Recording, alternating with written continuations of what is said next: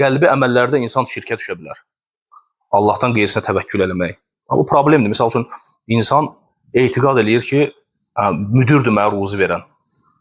İşləyir, deyir ki, mən birdən buradan işdən çıxsam, mənə ruzum kəsiləcək. Bu artıq bağlayıb qəlbini kimə? Məxluqa. Amma nədir? Tövhid əhli, Allahı gözəl tanıyan, nədir?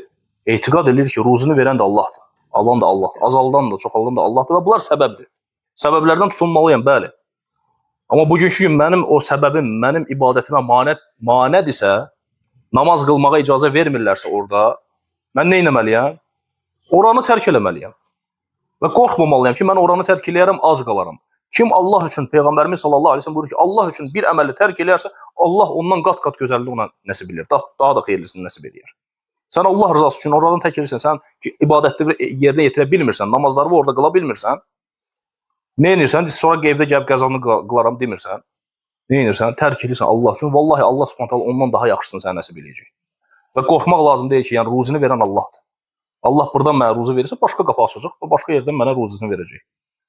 Ana bətnində olan uşağın ruzisini Allah Taala verir. Quşların ruzisidir, heyvanların hamısının ruzisini Allah Taala verir.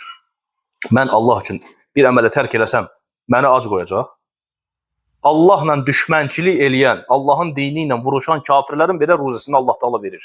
Sən Allah üçün bir əmələ tərk eləsən, Allah sənə ruzunu verməyəcək.